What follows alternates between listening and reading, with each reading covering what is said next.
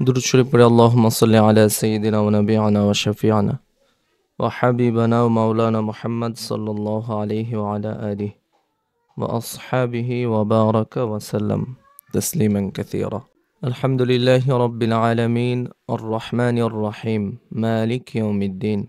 সমস্ত প্রশংসা একমাত্র আল্লাহ তাআলার জন্য, যিনি আমাদেরকে আজকে পবিত্র জুমাবারে আল্লাহ তাআলা দুনিয়ার কাছ থেকে আলাদা রেখে আল্লাহর জন্য সময় ব্যয় করার, তার জন্য কথা শোনার, কথা বলার তৌফিক দান করছেন।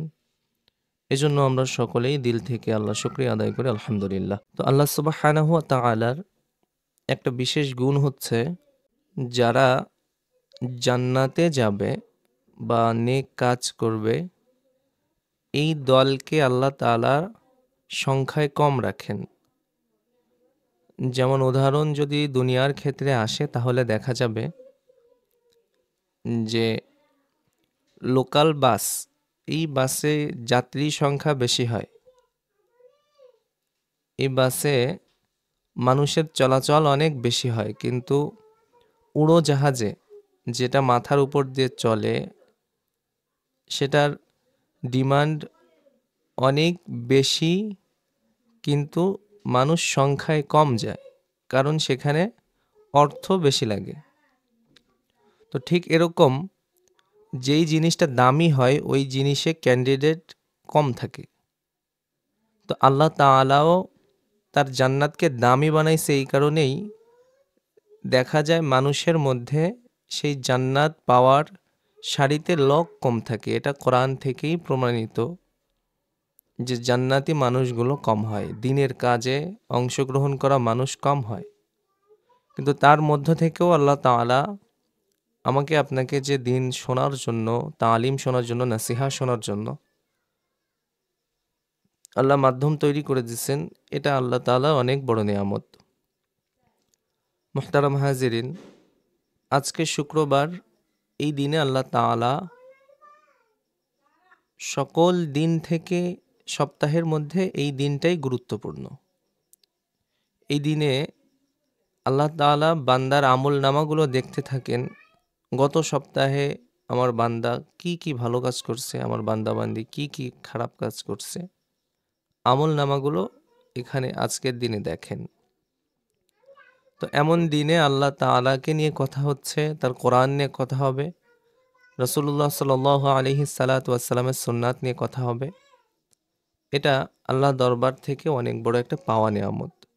হাদিসের মধ্যে নবী আলাইহিস সালাতু ওয়াসসালাম বলেন যে আল্লাহ তাআলা যে বান্দাবান্দির ভালো চায়, কল্যাণ চায়, আল্লাহ তাআলা তাকে দিন ইসলামের বোঝ দান করেন, দিন ইসলামের সাথে থাকার তৌফিক দান করেন, দিন ইসলামকে বোঝার তৌফিক দান করেন। তো দিন ইসলামকে বোঝার তৌফিক দান করেন, এর অর্থ হচ্ছে তাকে দিনের একজন হিসেবে আল্লাহ তাআলা কবুল করেন, তাকে দিয়ে দিনের কাজ করায় নেন। তো এই যে বুঝ আর এই যে জ্ঞান, এই যে আল্লাহ তাআলার দেওয়া নিয়ামত, এটা আল্লাহ তাআলা প্রথমে বান্দাবান্দের দিকে তাকাবেন, দেখবেন, যাচাই বাছাই করবেন, তারপরে খুশি হয়ে তাকে এই নিয়ামতে ভূষিত করেন। তো আজকে আমাদের আলোচনা করার বিষয় ছিল কোরআন মাজিদ নিয়ে, যে কোরআন মাজিদ তিলাওয়াত করার ফায়দা কি, কোরআন মাজিদ তিলাওয়াত করলে কি হয়, কেন প্রয়োজন একজন মুসলিমের কোরআন মাজিদ পাঠ করা। কোরআন মাজিদ পাঠ করা মুসলমানের জন্য এটা লাজেম, যা না হলেই নয়। কারণ কোরআন মাজিদ হচ্ছে, যখন আল্লাহর গোলামরা কোরআন মাজিদ পড়েন, তখন তাদের অন্তরের মধ্যে ঈমানের জোর তৈরি হয়, ঈমান মজবুত হতে থাকে, আল্লাহ আছেন, আল্লাহ আমার মালিক, এটা অন্তরের মধ্যে অনেক বেশি পরিমাণে তৈরি হয়ে যায়, যে হ্যাঁ ঠিক আছে, আল্লাহ আছেন, এটা আল্লাহরই কিতাব, আমি আল্লাহ যেই কথাগুলো বলছেন আমি হুবহু সেই কথাগুলোই আওড়াইতেছি। এটা যখন মানুষ চিন্তা করে, তখন দেখা যায় যে তার অন্তরের মধ্যে আল্লাহ তাআলা এমন এক নূর দান করেন, আল্লাহ তাআলা এমন এক মজা দান করেন, এমন এক স্বাদ দান করেন, এমন ভালো লাগা দান করেন, যার কারণে ওই বান্দাবান্দি নামাজের মধ্যে যে সেজদায় পড়েই থাকে, তার সেজদা দীর্ঘ হতে থাকে। নামাজে যখন দাঁড়ায় আল্লাহর সামনে, তখন তার কেরাত, তার পড়া লম্বা হয়, তার রুকু লম্বা হয়ে যায়, তার সেজদা লম্বা হয়, কারণ সে নামাজের মধ্যে আল্লাহর সাথে মিলার মধ্যে একটা মজা পায়। তো এই যে মজাটা মানুষ নামাজের মধ্যে পায়, এর আগের কারণ হচ্ছে যে বান্দাবান্দি কোরআনকে ভালোভাবে বুঝে। দেখেন, আমরা কোরআন মাজিদ শিখতেছি, এর মানে এটা না যে কোরআন মাজিদ শিখলাম, পড়তে পারলাম, আর আমরা প্রতিদিনের মতন তিলাওয়াত করলাম, এতেই হয়ে গেল। না, বিষয়টা এরকম না। কোরআন একটা মেসেজ, একটা বার্তা। আল্লাহ একটা বার্তা পাঠাইছেন তার মানুষদের জন্য, তার গোলামদের জন্য। এখন আমাদের কাজ হচ্ছে প্রথমে সেটা পড়তে শেখা, এটাকে পড়তে পারা। তারপরের কাজ হচ্ছে পড়তে পড়তে আল্লাহ তাআলা কি বলেছেন এটা বোঝা। কারণ যেহেতু এটা একটা মেসেজ, এটা একটা বার্তা, এটা আমাকে পাঠাইছেন, এর মানে এটা আমাকে বুঝতে হবে, এটা আমাকে খুঁজতে হবে। আচ্ছা, আমি 1 মিনিট একটু সময় নিচ্ছি। তো যে কথা বলছিলাম সেটা হচ্ছে, কোরআন মাজিদ যে আল্লাহর দরবার থেকে, আল্লাহর তরফ থেকে একটা বার্তা আমাদের জন্য এসেছে, এটাকে মানুষ প্রথমে বুঝবে, তারপরে দেখবে যে আল্লাহ তাআলা আসলে কি বোঝাইছেন, আল্লাহ তাআলা কি বলতে চেয়েছেন। এখানে আল্লাহর কোরআনের মধ্যে আদেশ আছে, নিষেধ আছে, কিছু ওয়াজ আছে আল্লাহর পক্ষ থেকে করা, আবার কিছু আশা আছে, কিছু ভয় আছে। এইগুলাই দিয়েই মূলত কোরআনকে সাজানো। এখন মানুষ যখন এটাকে বুঝতে শুরু করবে, এটাকে অনুধাবন করতে শুরু করবে, তখন দেখা যাবে যে ওই মানুষটা আস্তে আস্তে পরিবর্তন হচ্ছে। একটা মানুষ আগে আল্লাহ সম্পর্কে এত চিন্তা করতো না, এখন দেখা যাচ্ছে কোরআন পড়ার কারণে তার অন্তরের মধ্যে সবসময় এটাই ঘটে যে আল্লাহ তাআলা আমার দিকে এখন তাকাচ্ছেন, আল্লাহ তাআলা আমাকে নিয়ে এত কথা বলছেন কোরআনের মধ্যে, আল্লাহ তাআলা আমার জন্য এত সুন্দর করে দুনিয়াটা সাজাইছেন, আল্লাহ তাআলা আমার জন্য এত সুন্দর করে জান্নাতকে সাজাইছেন। মানুষটা তখন এগুলো নিয়েই চিন্তা করতে থাকে। এর দরুন কি হয়, শয়তানের যে ওয়াসওয়াসা আমরা পেয়ে থাকি, আমরা যে শয়তানের ওয়াসওয়াসা নিয়ে দুনিয়ায় গুনাহ করি, এর ভাগটা আস্তে আস্তে কমতে থাকে, আর নেক কাজের দিকে আমাদের ইচ্ছাটা আস্তে আস্তে বাড়তে থাকে। এটা হচ্ছে কোরআন মাজিদ তিলাওয়াত করার একটা ফায়দা। আর একটা ফায়দা যদি বলি, যে রাসূল সাল্লাল্লাহু আলাইহি সাল্লাতু ওয়াসসালাম, আল্লাহ রাসূল সাল্লাল্লাহু আলাইহি সাল্লাতু ওয়াসসালাম বলেন যে তোমরা যখন কোরআন মাজিদ পড়বে, তখন প্রত্যেকটা হরফ করে তোমরা 10টা করে নেকি পাবা। তো হুজুর বলতেছেন, নবীজি বলতেছেন যে আমি আলিফ লাম মিম এই 3টাকে আমি একটা হরফ বলতেছি না, বরং আমি বলতেছি আলিফ একটা শব্দ হরফ, লাম একটা হরফ, মিম একটা হরফ। 3টায় 30টা নাকি? তো যদি একজন মুমিন প্রতিদিন 100 আয়াত করেও তিলাওয়াত করে, তো দেখা যাবে দিন শেষে আমাদের ঝুলিতে আল্লাহর মেহেরবানিতে অনেক নেকি আমাদের ঝুলিতে জমা হবে, যা নিয়ে আল্লাহর দরবারে দাঁড়ালে আল্লাহ তাআলা খুশি হয়ে যাবেন। এটা অনেক বড় একটা ফজিলত। এখন কথা হচ্ছে যে কোরআন মাজিদ যে আমরা পড়ছি, এতে আমাদের বাংলাদেশের মধ্যে যদি জরিপ করা হয়, তাহলে দেখা যাবে অধিকাংশ মানুষ তিলাওয়াত তো করে, কিন্তু তিলাওয়াত ভুল পড়তেছে। এখন কোরআন শরীফ অশুদ্ধ, এটা আসলে অশুদ্ধটা কি এটা আমাদের বুঝতে হবে। যে কোরআন মাজিদ একটা হচ্ছে সহি পড়া, একটা অসহি পড়া। তো অসহি পড়াটা কি, অসহি পড়লে কি হয়, এটা বুঝতে হবে। দেখেন, অসহি পড়াটা হচ্ছে, ধরেন আরবি ভাষা আর বাংলা ভাষা, কোরআন আরবি ভাষার উপরে লিখিত, আমরা বাংলা ভাষাভাষী মানুষ। এর মানে আমি এখন যে কথাগুলো বলতেছি এগুলো এক একটা কালাম, শব্দ, বাক্য, যা দিয়ে আমি আপনাকে বোঝাচ্ছি দিনের কিছু কথা। ব্যবহার করতেছি একটা ভাষা, সে ভাষাটার নাম হচ্ছে বাংলা। আমি যে একটা ভাষা ব্যবহার করতেছি আপনাকে বোঝানোর জন্য, এই ভাষাটা হচ্ছে কি, বাংলা। কিন্তু আল্লাহ তাআলা যে একটা বোঝাইছেন, একটা মেসেজ পাঠাইছেন, বার্তা পাঠাইছেন, সেই বার্তাটা পাঠাইছে কিসের মাধ্যমে? আরবির মাধ্যমে। তাহলে বোঝা গেল যে আরবির মাধ্যমে আল্লাহ তাআলা আমাদের মধ্যে একটা বার্তা পাঠাইছেন। তাহলে নিশ্চয়ই আরবি একটা ভাষা, বাংলার মতন আরবিও একটা ভাষা। তাহলে আরবি ভাষা আর বাংলা ভাষার মধ্যে পার্থক্যটা কতটুকু? এতটুকু আগে আগে এটা বুঝতে হবে যে আরবি এবং বাংলার মধ্যে পার্থক্য কতটুকু? পার্থক্য তেমন কিছুই না। আরবিতেও কিছু শব্দ ব্যবহার করা হয় ভাষা বোঝানোর জন্য, মনের ভাব বোঝানোর জন্য। ঠিক বাংলায়ও আমরা কিছু শব্দ ব্যবহার করি মনের ভাব বোঝানোর জন্য। এতটুকুই। এখন তাদের শব্দ আলাদা, আমাদের শব্দগুলি আলাদা।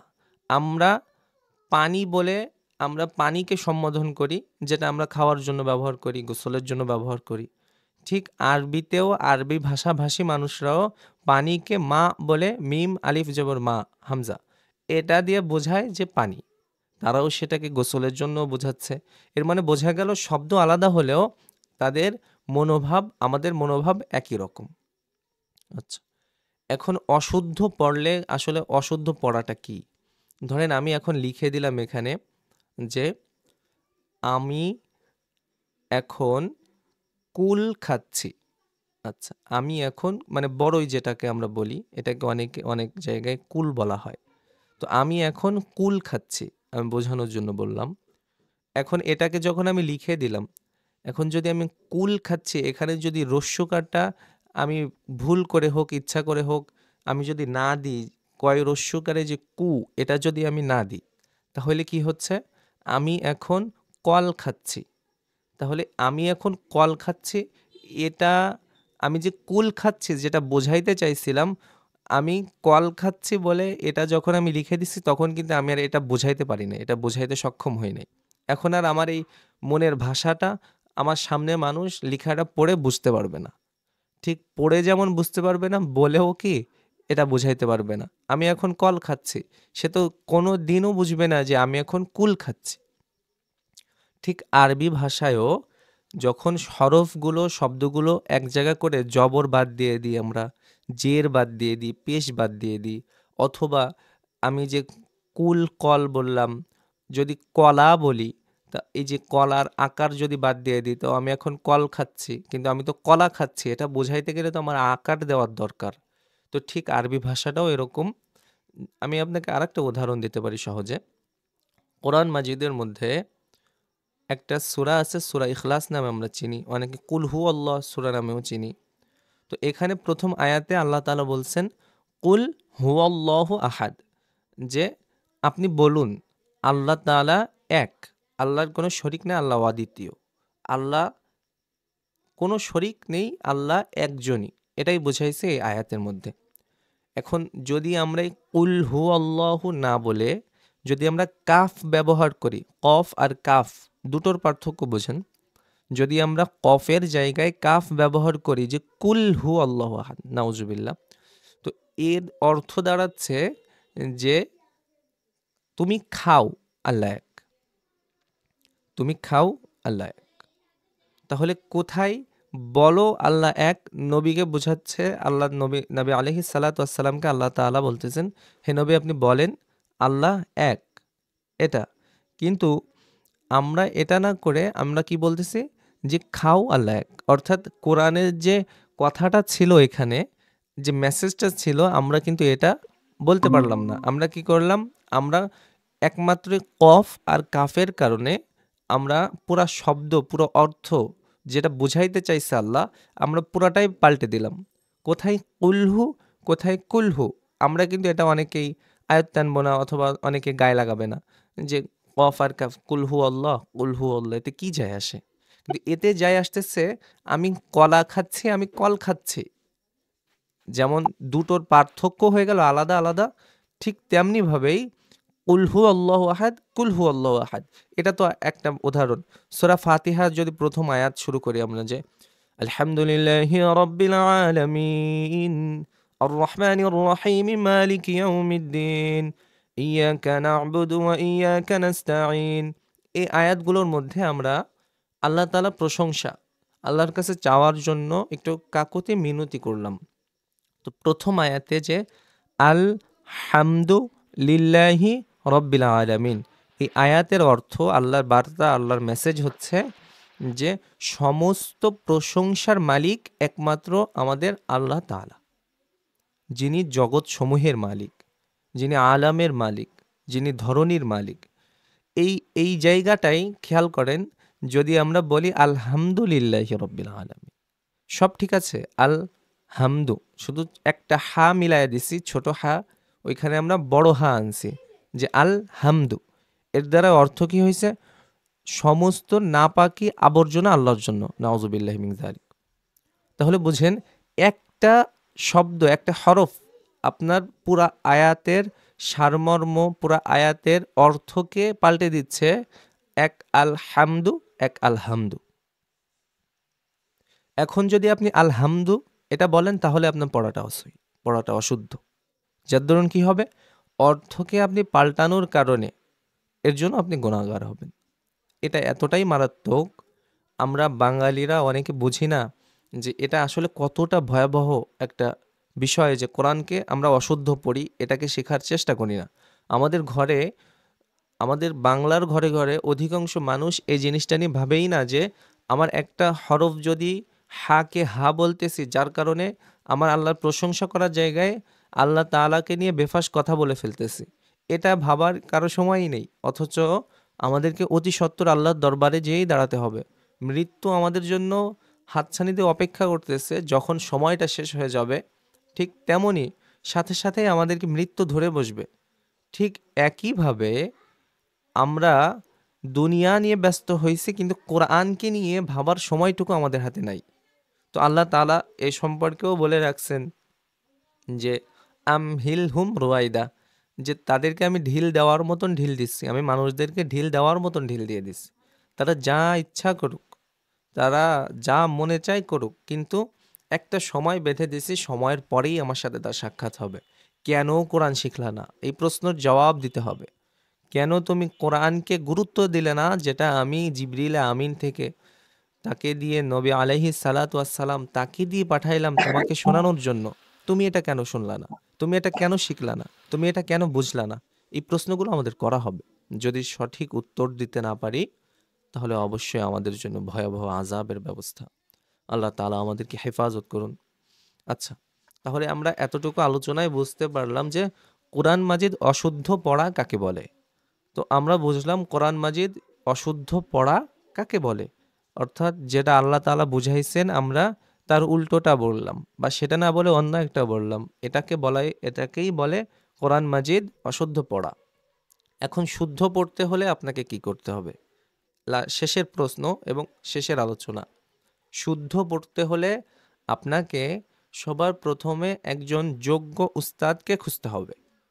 কারণ কোরআন মাজিদ যদি আপনি কোনো বই বাজার থেকে কিনে, অথবা আপনি ইন্টারনেটে একটু ঘাটাঘাটি করে কিছু ভিডিও দেখে, অথবা কিছু অডিও শুনে যদি আপনি মনে করেন যে না, আমি কোরআন মাজিদ শুদ্ধ করে ফেলছি বা শুদ্ধভাবে পড়তে পারবো, এটা অসম্ভব বিষয়।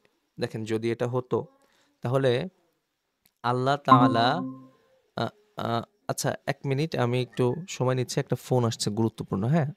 আমরা যে আলোচনায় ছিলাম, তো আমরা এখানে ২ টো আলোচনা করেছি। একটা হচ্ছে কোরআন মাজিদ আম তিলাওয়াত করলে আসলে ফায়দাটা কি? তারপরে আমরা আলোচনা করলাম যে কোরআন মাজিদ অশুদ্ধ পড়া কাকে বলে এবং অশুদ্ধ পড়লে ক্ষতিটা কি? আর এখন শেষে এসে আমরা আলোচনা করতেছি কোরআন মাজিদ সহি শুদ্ধভাবে পড়তে হলে আপনাকে কি করতে হবে? তো এই আলোচনার শুরুতে আমি যেভাবে বললাম যে কোরআন মাজিদ যদি আপনি মনে করেন বাজার থেকে একটা বই কিনে আনলেন, অথবা ইন্টারনেটে অনেক ভিডিও আছে যেখানে আপনাকে কোরআন শরীফ শেখাচ্ছে, যদি এরকমটা মনে করেন, তাহলে এটা সম্ভব না। যদি এরকমটাই সম্ভব হতো যে আপনাকে একটা কিতাব দিয়ে দেওয়া হবে এবং আপনি এটা পড়ে সহিভাবে পড়তে পারবেন, তাহলে ১৪০০ বছর আগে, ১৪০০ বছর আগে আল্লাহ তাআলা জিবরিল আমিনকে দিয়ে নবীজি সাল্লাল্লাহু আলাইহি সালাতু ওয়াসসালামের অন্তরের মধ্যে কোরআনকে ঢুকায়া, যখন হেরা গুহার মধ্যে, অনেকে ইতিহাস জানেন যে হুজুর হেরা গুহার মধ্যে ছিল, সেখানে আপনার জিবরিল আমিন আসেন, জিবরিল আমিন এসে বলেন ইকরা, তুমি পড়ো। কিন্তু হুজুর বললেন যে আমি তো পড়তে জানি না। তখন এভাবে ২ বার বলার পরে আ শেষবার জিবরিল আমিন নবীজিকে কাছে নিয়ে বুকের সাথে বুক মেলে একটা চাপ দিলেন। ওই চাপের সাথে, সাথে আল্লাহ রাসূল সাল্লাল্লাহু আলাইহি সাল্লাতু ওয়াসসালাম তিলাওয়াত করে উঠলেন, ইকরা বিসমি রাব্বিকাল্লাযী খালাক। এইভাবে ৫ টা আয়াত পরপর পড়ে গেল। তো এর থেকে এই ঘটনাটা ঘটানোর উদ্দেশ্য হচ্ছে যে আমি যে আ এই ঘটনা ঘটানোর উদ্দেশ্য হচ্ছে যে আমি যে কোরআন মাজিদ পাঠালাম, এটা কিন্তু বুক থেকে, সিনা থেকে মানুষের সিনার মধ্যে ঢুকবে। তার প্রক্রিয়া, একটা জিনিস কিভাবে অন্য জায়গায় যাবে, ট্রান্সফার হবে কিভাবে, এটা আল্লাহ তাআলা এই ঘটনা ঘটায়া মানুষকে বুঝাইলো। তাহলে এর থেকে স্পষ্ট হইল যে আপনি যদি কোরআন মাজিদ শিখতে চান, তাহলে তাহলে আপনাকে কোরআন মাজিদ অন্য একজন উস্তাদের থেকেই আপনাকে শিখতে হবে। তো এটার যে মাধ্যম, কারণ কি দেখেন, আপনি যখন একটা ভিডিও দেখবেন অথবা বইতে পড়বেন, তো হরফগুলো, উচ্চারণগুলো, কিছু কায়দা আছে কোরআনের মধ্যে যেগুলো স্পেসিফিক, অনেক স্পেশাল, এগুলো উস্তাদ ছাড়া বোঝানো যায় না, বোঝা যায় না। এই বিষয়গুলো থেকে আপনি বঞ্চিত হবেন। কাজেই কি হবে, সেই দিন শেষে যেয়ে আমি ওই কুল খাবো বলতে যেয়ে আপনি কল খাবো এটা বলে ফেলবেন, কিন্তু আপনি নিজে বুঝবেনও না যে আমি এখানে ভুল পড়ছি। আমাদের দেশে ম্যাক্সিমাম মানুষ আছে যারা কোরআন মাজিদ নিয়মিত পড়তেছে, কিন্তু তারা জানেই না যে তারা ভুল পড়তেছে। বছরের পরে বছর তিলাওয়াত করতেছে কিন্তু ভুল হচ্ছে, এটা তারা জানেই না। তারা মনে করতেছে আমরা সহি পড়তেছি, কিন্তু দিন শেষে যদি ধরা হয়, বোঝা যায়, দেখি, তাহলে দেখা যায় কোরআনের মধ্যে ভুল, হরফের মধ্যে ভুল। তো কোরআন মাজিদ ভুল হয় সবার প্রথম কারণ হচ্ছে হরফ নিয়ে। ২৯টা হরফ দিয়ে গোটা কোরআনকে সাজানো আছে। ২৯টা হরফের মধ্যে যদি একটা হরফ আপনার সহি না থাকে, তাহলে গোটা কোরআনের মধ্যে ওই হরফটা যত জায়গায় আসছে আপনি প্রত্যেকটা জায়গায় ভুল পড়তেছেন। চিন্তা করেন, যদি আপনার দদ না হয়, যদি আপনার সদ না হয়, যদি আপনার ত না হয়, তাহলে আপনি যত জায়গায় কোরআন শরীফে ত আসতেছে আপনি তত জায়গায় আপনি ভুল পড়তেছেন, অশুদ্ধ পড়তেছেন। বিষয়টা অনেক বড় মারাত্মক। এজন্যই আমরা কিন্তু আমাদের একাডেমিতে ৭ দিন সময় নিছি। ৭ দিন না, আমরা আরো বেশি নিছি। ৭টা ক্লাস তৈরি হইছে আমাদের শুধু ২৯টা হরফের পিছনে। কেন? চাইলে তো একদিনেই ২৯টা হরফ পড়ানো সম্ভব। চাইলে তো ২ দিনে, ৩ দিনের মধ্যেও পড়ানো সম্ভব। কিন্তু আমার কাছে মনে হয় যে ৭ দিনও আসলে যথাযথ সময় না, যে সময়ের মধ্যে ২৯টা হরফ পড়া সম্ভব। কিন্তু মানুষ অধৈর্য হয়ে যাবে, এর দিকে চিন্তা করেই আমরা ৫টা ৫টা করে দিয়েও চেষ্টা করছি যাতে কিছুটা হয় আর বাকিটা সামনে পড়তে পড়তে ঠিক করে ফেলবো ইনশাল্লাহ। এই নিয়তেই এভাবে করা। নতুবা আমার চাহিদা যদি ডেইলি একদিনে একটা হরফ পড়ানো হয়, তাও আমার কাছে কম হয়ে যায়। যে না, ২ দিন ৩ দিন ফেলে একটা হরফ হোক। কারণ এটাই তো তার মূল ফাউন্ডেশন। এটা যদি ভুল করে তো কোরআনের যত জায়গায় আলিফ পড়বে, প্রত্যেকটা জায়গায় আলিফ ভুল পড়বে, অশুদ্ধ পড়বে। এদিকে খেয়াল করেই আমরা কিন্তু আমাদের ক্লাসকে একটু লেন্দি করছি, একটু লম্বা করছি। আচ্ছা, তাহলে আমি প্রথম যে পদক্ষেপটা বলেছিলাম যে কোরআন মাজিদ সহিভাবে পড়তে হলে আপনাকে আসলে কি করার দরকার। তো সেখানে আমি বললাম যে একজন যোগ্য উস্তাদ, একজন তিলাওয়াত সুন্দর, একজন সহি একজনের পড়া আছে, তার থেকে আপনার পড়া শুনতে হবে, তার থেকে আপনার শিখতে হবে। যদি এমন একজনের কাছে শিখেন যে যার নিজেরই তিলাওয়াত শুদ্ধ না, সহি না, তাহলে তো বরাবরের মতো সে যতটুকু জানে আপনাকে অতটুকুই জানাবে। তো দিন শেষে দেখা গেল আপনার সময়ও গেল, আপনার শ্রমও গেল, সব যাওয়ার পরেও আপনি দেখা যাবে যে কোরআন মাজিদ আপনার সহি হইল না। কারণ আপনি সঠিক শিক্ষক বাছতে আপনি ভুল করছেন, নির্ণয়ে ভুল হয়েছে, এখন আপনার পুরাটাই ভুল। এজন্য যারা যেখানেই শিখেন, আগে যাচাই করতে হবে যে তার পড়া সহি আছে কিনা। এখন বলতে পারেন, প্রশ্ন আসতে পারে যে একজনের পড়া সহি অসহি আমি বুঝবো কিভাবে, আমি তো আসলে কোরআন মাজিদ পড়তে জানি না। সহি কোরআন মাজিদ যদি কেউ পড়ে, তো দিল সাক্ষী দেয়, দিলে বুঝে, অন্তর বুঝে যে এই পড়াটা সহি পড়া হচ্ছে। আর কোরআন শরীফ ভুল পড়লে এটা কোরআনের একটা মোজেজা, এটা কোরআনের একটা অলৌকিকতা যে কোরআন মাজিদ ভুল পড়লেও এই পড়ার মধ্যে তৃপ্তি আসে না। ভুল পড়া কোরআন মাজিদ যখন কেউ ভুল পড়ে, তো ওই পড়নেওয়ালা কারির তিলাওয়াত ভালো লাগে না। এটা হচ্ছে কোরআনের মোজেজা। আর কোরআন মাজিদ যখন সহি শুদ্ধ হয়, যখন তিলাওয়াত শুনতে দেখেন, সৌদি আরবের মধ্যে মক্কায় কাবা ইমাম আপনার সুদাইস হাফিজাহুল্লাহ, উনি যখন তিলাওয়াত করে, তো তিলাওয়াত শুনলে খালি শুনতে ইচ্ছা করে যে আরও পড়ুক, আরও ভালো লাগে, কেরাতটা শেষ না করে দিক। আবার দেখেন ইয়াসির আর দোসরি, ইনাদের তিলাওয়াত শুনলে মনে হয় তিলাওয়াতটা যেন না থেমে যায়, তিলাওয়াতটার জন্য কন্টিনিউ চলতেই থাকে। এটা হওয়ার উদ্দেশ্য কি? এটা হওয়ার কারণটা কি? কারণ পড়াটা সহি, আল্লাহ যেটা বলছে সেটাই মানুষকে শোনাচ্ছে, এজন্য এটা ভালো লাগতেছে। আল্লাহর কালাম মানুষের অন্তরে ভালো লাগে। কিন্তু যখন একটা অসহি পড়া, একজন মানুষ তিলাওয়াত সুন্দর সহি না, সে যখন তিলাওয়াত করে, তো কেন যেন মনে হয় যে এই তিলাওয়াতটা বন্ধ হইলেই হয়, এরকম লাগে।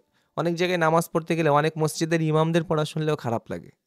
ম্যাক্সিমাম আমাদের গ্রামগঞ্জের যে ইমামগুলা, মসজিদের ইমাম সাহেবগণ, এনাদের পড়ার মধ্যে অনেক ভুল থাকে, যেটা পিছনে দাঁড়াইলে বোঝা যায়। এখন সবার পড়া তো এভাবে ধরে ধরে বোঝানো সম্ভব না, আর অনেকে ধরায় দিলে আবার মাইন্ডেও নেয়। তো সব দিক দিয়ে আমি এটাই বোঝাতে চাচ্ছি যে কোরআন শরীফ সহিভাবে পড়তে হলে আপনাকে সহি একটা জায়গায় একজন শুদ্ধ পড়নেওয়ালাকে আপনাকে আগে যাচাই বাছাই করতে হবে। নাম্বার ২, সেটা হচ্ছে আপনার সারা দিনের মধ্যে কোরআন শেখার জন্য একটা সময়কে স্পেসিফিকভাবে আপনাকে নির্ণয় করতে হবে যে এই সময়টা আমার কোরআনের জন্যই সীমাবদ্ধ করা, এই সময়ে অন্য কোনো কাজ আমার থাকলেও নাই। আমি যে একজন কোরআন পড়নেওয়ালা মানুষ, আমাকে কোরআন শিখতে হচ্ছে, আমি যে একজন স্টুডেন্ট, আমি যে একজন তালবে এলেম, আমাকে সময় ব্যয় করতে হবে, এটাকে সিরিয়াসলি গুরুত্বতার সাথে এটাকে নিতে হবে। আমার শেখার মধ্যে আমার সময় যেন কোনোভাবেই এদিক ওদিক না হয়, হেরফের না হয়। একান্ত যদি কেউ মারা না যায়, যদি অসুস্থতার কারণে বিছানা থেকে উঠতে না পারি, অনেকে অনেক রকম অসুস্থতা থাকে, তো এই যে অসুস্থতা, যেমন কোনো অসুস্থতা যেটার কারণে আপনার মুখ চলতেছে, মুখ চললে শরিয়াত আপনাকে বাধা দিচ্ছে না, ইসলাম বাধা দিচ্ছে না পড়ার জন্য। আপনাকে তো মুখ চালায় পড়তে হবে, আপনার হাতে পায়ে ব্যথা হইতেই পারে, কিন্তু মুখে তো আর ব্যথা না। তো মুখ দিয়ে পড়তে হবে, বুঝতে হবে। আপনি পড়তেও পারতেছেন না, ক্লাসে জয়েন্ট থাকবেন। হ্যাঁ, আমার পড়ার সুযোগ হচ্ছে না, আমার যে অবস্থা, আমি এখন পড়া শোনাইতে পারবো না, কিন্তু আমি তো শুনতে তো পারবো, আমার কান তো ঠিক আছে। এইভাবে গুরুত্বটা দিলে হবে কি, যে কোরআনকে যে আপনি চাচ্ছেন, এটা কোরআনের ভালো লাগে। কোনো বান্দাবান্দি যখন কোরআনকে চায়, কোরআনের জন্য কষ্ট করে, তখন কোরআনের ভালো লাগে। কোরআন তখন চায় যে আমি ওর মনের ভিতরে, ওর অন্তরের ভিতরে আমি ঢুকবো। এই মানুষটা চাচ্ছে, এই আল্লাহর গোলাম আমাকে নিয়ে চেষ্টা করতেছে, হচ্ছে না, তারপরেও চেষ্টা করতেছে, আমি যাব। যখন কোরআন চাবে যে অমুকের মধ্যে আমি ঢুকবো, তখন আল্লাহ তাআলা সহজ করে দেয়। খুব সহজেই দেখা যায় ঢুকে যাচ্ছে। একটা হরফ পড়তেছেন, দদ পড়তেছেন, তো দদ হচ্ছেই না, হচ্ছেই না, মন খারাপ হয়ে যাচ্ছে, এতবার পড়ার পরে কেন দদ হচ্ছে না। মন খারাপ করেও আপনি পড়া ছাড়েননি, আপনি কিন্তু পড়তেই তালে আছেন। একটা সময় দেখে যে এ আমাকে পাওয়ার জন্য এত কষ্ট করতেছে, আল্লাহ হওয়ায় দাও। একটা সময় কোরআন দোয়া করে, আল্লাহ তোমার বান্দাবান্দির অন্তরে আমাকে সহজ করে দাও। এবং এটা ছিল একটা, এবং শেষেরটা হচ্ছে বেশি বেশি দোয়া করা, আল্লাহর কাছে বেশি বেশি চাওয়া, আল্লাহ আমাকে কোরআনের জন্য কবুল করেন, কোরআনকে সহিভাবে পড়ার তৌফিক দান করেন, কোরআনকে আমার জবানে, আমার জিহ্বার জড়তাকে দূর করে দেন, জিহ্বাকে যেভাবে ব্যবহার করলে অক্ষরগুলো, হরফগুলো সহিভাবে বের হয়, সেইভাবে আমাকে বের করার তৌফিক দেন। এইভাবে আল্লাহ তাআলার কাছে দোয়া করা, আল্লাহ তাআলার কাছে চাওয়া। তো এর দ্বারা কি হবে, দিন শেষে আল্লাহর রহমত আপনার পরেই থাকবে। কোরআনের ওই যে চাওয়া, যে চেষ্টা, সেই চেষ্টা, চাওয়া, এবং সহি একজন উস্তাদ এবং সহি একটা জায়গা, ভালো একটা জায়গায় নিজেকে যদি আপনি দাঁড় করাতে পারেন, তো দেখা যাবে বছর ঘুরতে না ঘুরতেই কোরআনের অনেকটা নূর আপনার অন্তরের মধ্যে জমা হয়ে যাবে ইনশাআল্লাহ তাআলা। তো আজকের তালিম আমাদের এতটুকুই ছিল, এই পর্যন্তই ছিল। তো গত সপ্তাহে আমি দোয়া করাইতে পারছিলাম না, আমার শরীরটা অত ভালো ছিল না, তবে আজকে ইনশাআল্লাহ আমরা দোয়া করব। যারা এখনো উপস্থিত হয় নাই, ইনশাআল্লাহ রেকর্ড ক্লাস রেকর্ড হচ্ছে, তারাও পরবর্তীতে দেখবে ইনশাআল্লাহ তাআলা। এবং চেষ্টা করব আরেকটা এলান, আপনারা জুম ইনস্টল করে নেবেন, জুম অ্যাপস প্লে স্টোরে যেয়ে জুম অ্যাপসটা ইনস্টল করে নেবেন। কারণ আমরা চেষ্টা করতেছি যে সকলের মতামত সাপেক্ষেই যে আমরা ক্লাসটা জুমে করাবো, কারণ গুগল মিটে অনেক সময় লিঙ্কে সমস্যা হচ্ছে ইদানিং। স্টুডেন্টরা অনেকেই বলতেছে আমরা ঢুকতে পারতেছি না। এজন্য আমরা জুম অ্যাপসটা লাইসেন্স কিনেছি। ওখানে আমরা ক্লাস করানোর চিন্তাভাবনা করতেছি। বাকি আপনারা জুম অ্যাপটা ইনস্টল করেন। প্লে স্টোরে যেয়ে ZOOM জুম লিখে সার্চ করলেই আপনাদের অ্যাপসটা চলে আসবে। ওটা ইনস্টল করলেই লিঙ্কে যখন ক্লিক করবেন অটোমেটিক অ্যাপসের মধ্যে নিয়ে যাবে। আর কোনো কাজ নাই ইনশাআল্লাহ, হ্যাঁ? তো দোয়ার জন্য অনেকে অসুস্থ, দোয়া চেয়েছেন।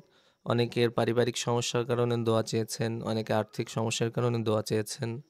আবার অনেকের বিভিন্ন সমস্যা নিয়ে আমাদের কাছে দোয়া চেয়েছেন। সকলের দিলের ইচ্ছা, মনের ইচ্ছা আল্লাহ তাআলা পূরণ করে দিক।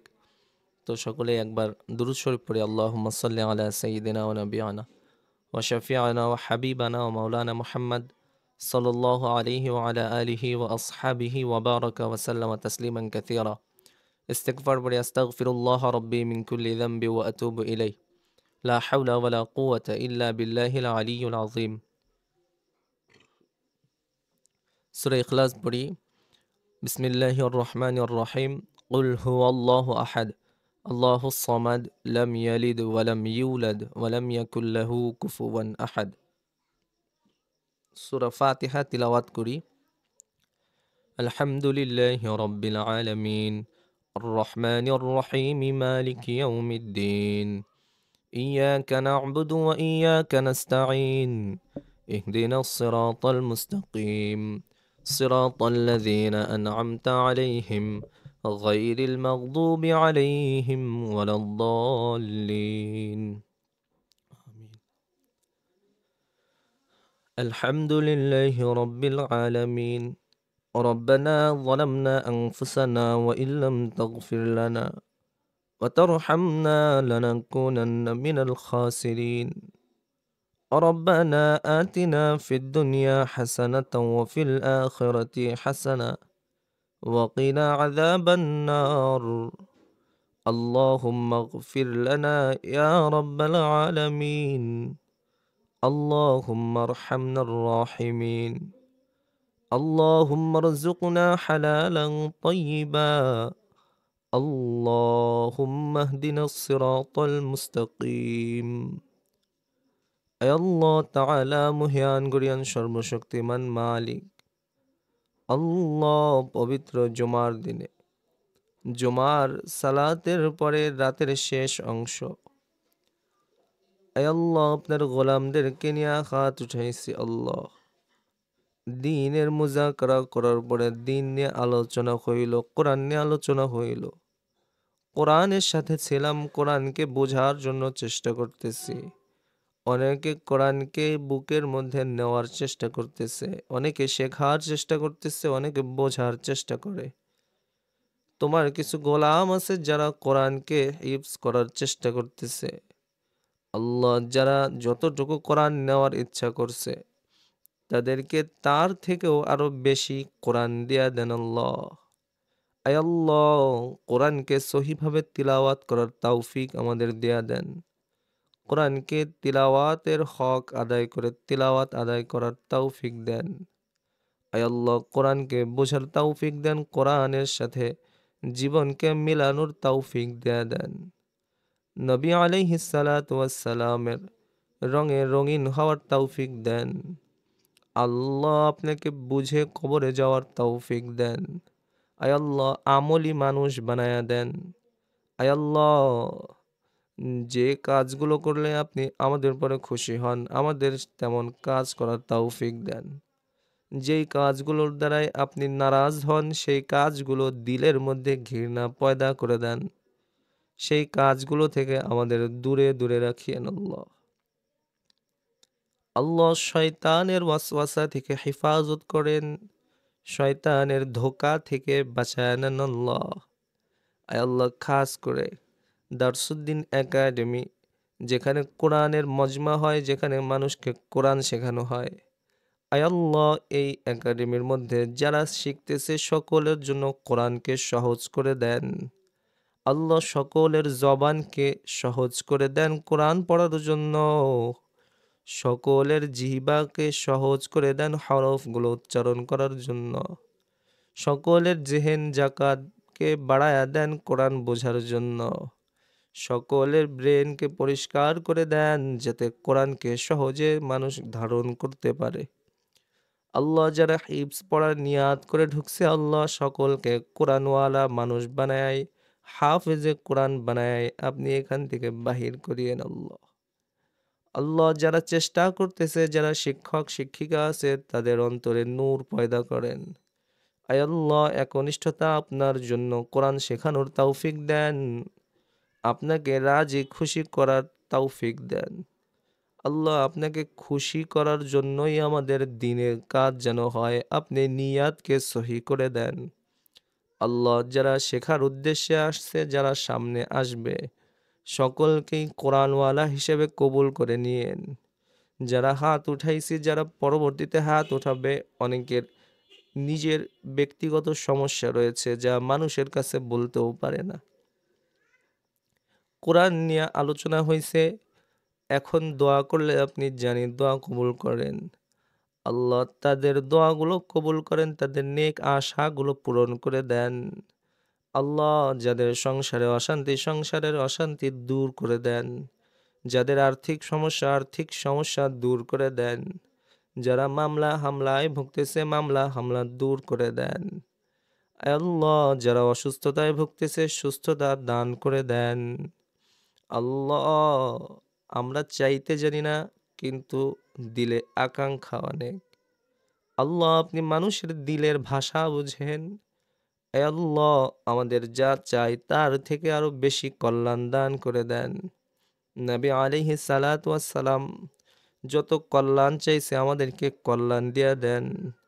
আল্লাহ, নবীজি আমাদের জন্য যত ফিতনা থেকে পানা চাইছে আমাদের পানা দিয়া দেন।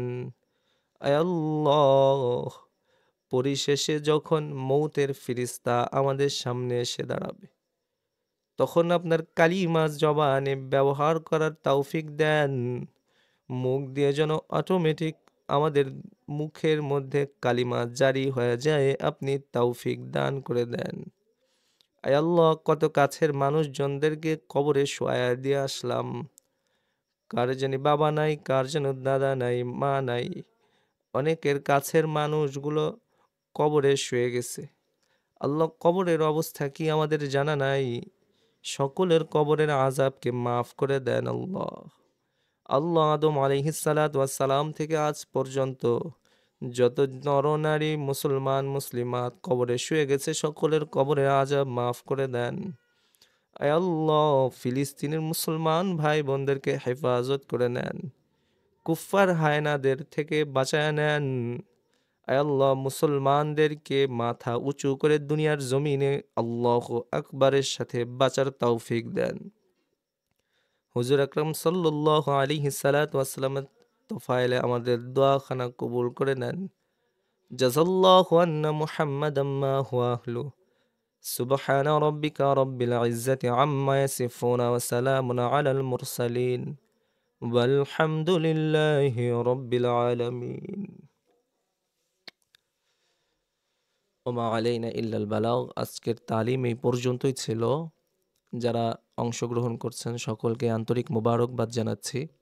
আল্লাহ তাআলা কোরআন নিয়েই যেন আমাদেরকে কবরে যাওয়ার তৌফিক দান করেন, এই প্রত্যাশা রেখেই আজকের তালিম এখানেই শেষ করছি। আসসালামু আলাইকুম ওয়া রাহমাতুল্লাহি ওয়া বারাকাতুহু।